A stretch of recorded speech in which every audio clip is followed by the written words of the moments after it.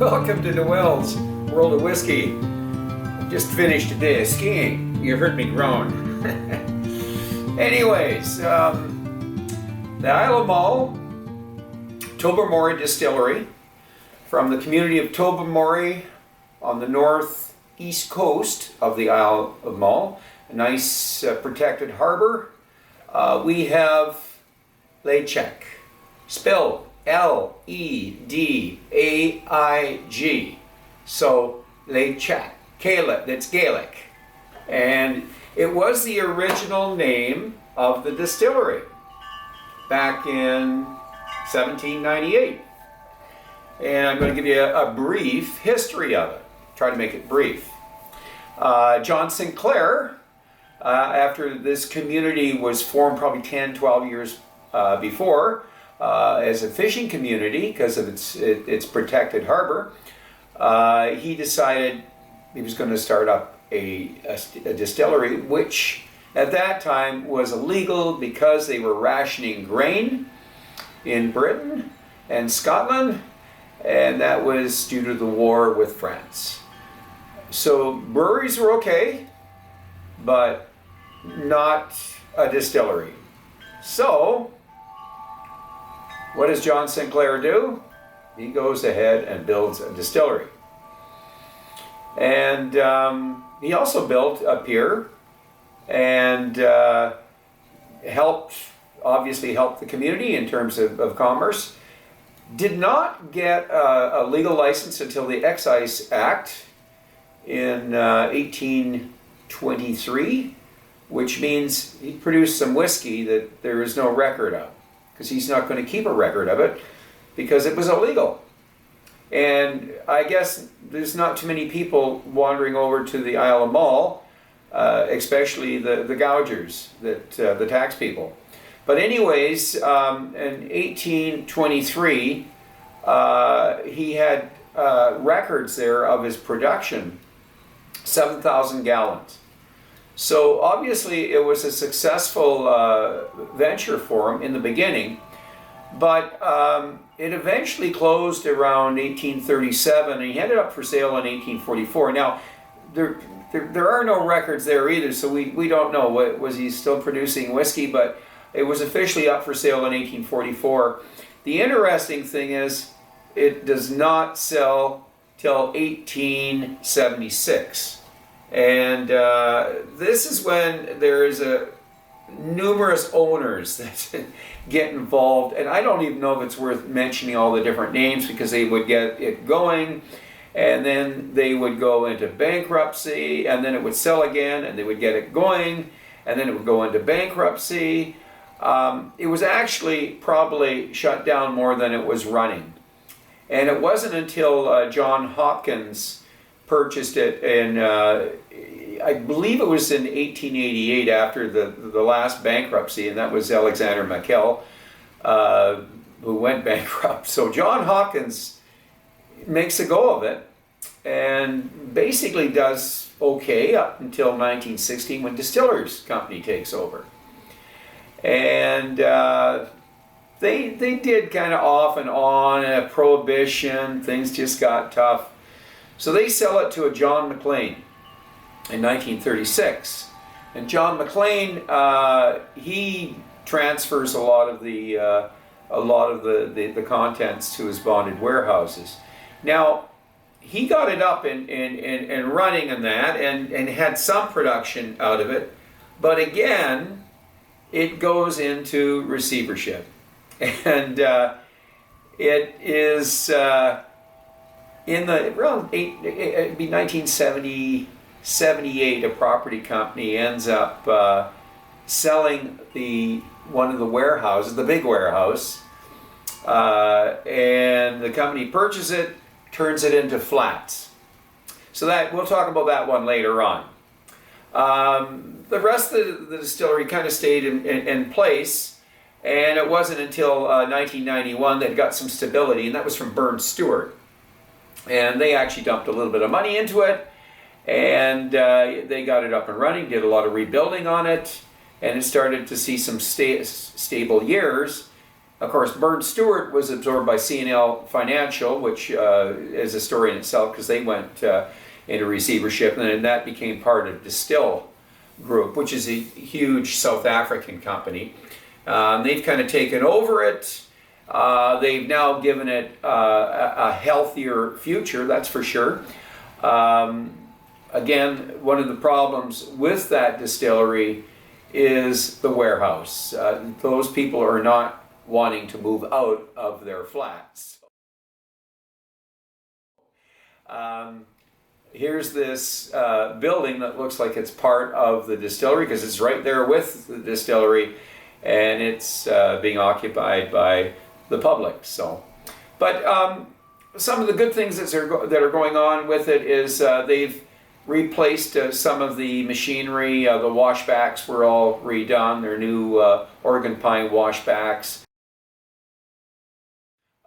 They have there's 4 pot stills. 2 of them are new, and they had the old iron copper top mash tun was replaced. To get that out of that building, they had to pop a wall down. It's a very crammed area, and that is one of the challenges when they're replacing machinery. So they literally pop one of the old walls. So they have one new wall, and all the other walls are going back to 1898 or 1798. But anyways, they are doing some work on it, on the distillery, and trying to upgrade it up to 1 million gallons now. They are producing 2 whiskeys, one under the Tobermory brand name, and one under the Ledaig peated whiskey brand. Now, this was the original name of the distillery, which really is Gaelic for the area that surrounds that safe harbor. And I'm going to show you a picture here of the pot stills, because what's interesting is the pot stills are all pretty close to the same size. They're actually, the spirit stills are actually slightly bit larger. They're 16,500 liters, somewhere in that area there. Don't have the exact, but 16,000 plus liters. And the wash stills are slightly smaller. So you can take a look at them here. And you can see it is a crammed area. And a picture of the new mash tun. When you look at the community of Tobermory, you see a very colorful waterfront. Okay, so anyways, let's get into the review on the peated whiskey from Tobermory Distillery, Ledaig. So, Ledaig, Tobermory Distillery. I've wanted to review this one for some time, and because I did all the Islay whiskeys. I think the only one that Kilchoman is the only one I haven't done. But anyways, and of course now we got some new distilleries on Islay. But this is one that is interesting. A lot of people haven't even heard of it. So, right off the bat, it's 10 years old, matured in bourbon and sherry casks. Now, most people are going to nose this, are going to be rather confused because they're going to think it's an Islay. If it was a blind, if it was a blind nosing, you're going to take this as an Islay whiskey. You've got iodide, you've got seaweed, you've got smoke, you've got a little bit of, I'm going to say you've got some Lagavulin. You might even have something between Lagavulin, I'm going to say Ardbeg, Lafroy, and maybe even some Port Charlotte. Maybe even some Kalila. Yeah, it's got the peat. You would swear it's an Islay distillery. So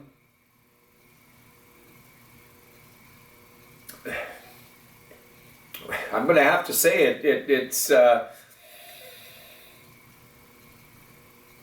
it's got a bit of medicinal notes. It's got some licorice. I do smell some vanilla.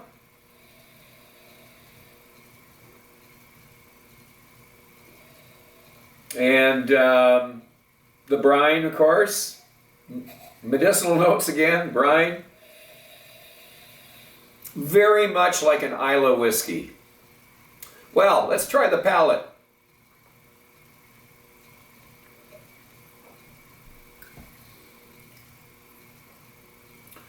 Smoke, medicinal notes, iodine, kelp, licorice, nutmeg. Definitely some sweet stuff coming on here now. Got a little bit of, I'd say, maybe even some stewed apple.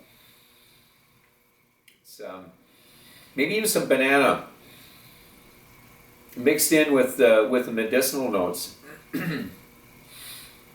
But it coats the tongue. So I'm going to say no coloring added to this.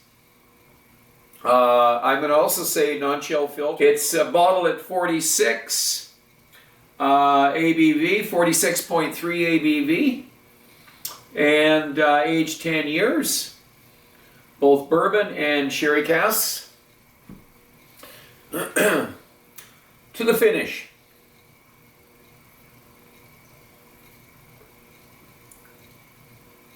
Oh, this is so much like an Islay. I like this. This is a really nice whiskey. I'm going to have to put the price on here. This is not as pricey as some of your Islay whiskeys, by the way. I'm just trying to remember what I paid, but it's definitely less than what you're paying for an Islay whiskey. So, and considering some of your Islay whiskeys are 43, there's Kalilas that are 43, and your Bulmores are 43, Lagavulin. Some of them, you know, you also have some cask strengths, so. But nice coating on the tongue.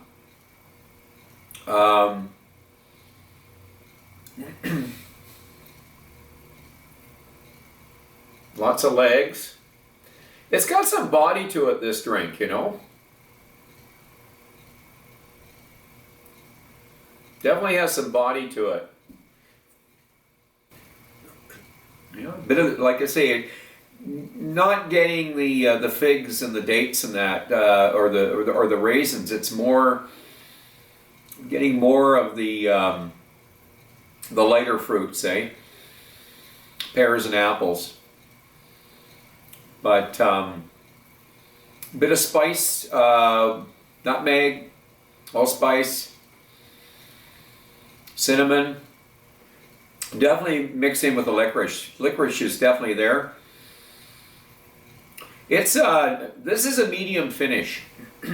So we're going to give this a little bit of water and see if it opens it up a little bit. At 46.3 ABV, shouldn't be an issue, just a few drops.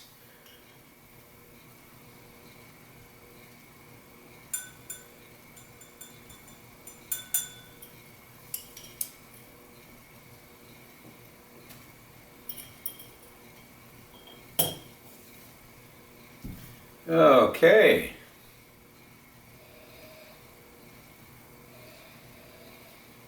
Still have our medicinal smoke, still have that Lagavulin, that I call it the Lagavulin notes. The kelp, the iodide, the ocean. And you got to remember, this distillery is right on the ocean. It's right in Tobermory, and it's on the northeast coast, and it's only a few hundred yards from the ocean, so it's got a great nose. You know, you're going to get the smoke, you're going to get the medicinal notes, Let's try the palate. It really sweetens it up right off the bat, which I was kind of expecting, because the sherry casks are coming into play, the bourbon casks, the vanilla. Now I'm getting, I'm not getting the banana apple as much as I'm starting to get more of the dark fruit. So it's changed a little bit there. It's just got a little bit sweeter, that's all. Still have some spices though. You know, and still have the licorice, so that's kind of nice, you know. The water actually, it really does something to it. It does do a little change in the complexity of the whiskey, so we've got some different layers happening now. But it's a thick enough drink that it can take a wee bit of water. What am I going to give this? This is a really nice whiskey. I'm going to say an 85. This is definitely an 85. It's something that I think is affordable. If you're looking for a peat, it's somewhere in the middle. It's going to be little bit, maybe a little lighter than an Ardbeg, but closer to, you know, something between, you know, a Lagavulin and an Ardbeg. It's not a heavy hitter, but it's not as light as a Bowmore. So if you're looking for something that's got, it's smooth, it's well balanced, and it delivers the peat, it delivers the medicinal notes, it delivers all the stuff that I like. The ocean notes, you've got the kelp notes. It's a nice whiskey. So I'm going to ask you to drink wisely, drink intelligently, do not drink and drive. Until the next time, Slàinte.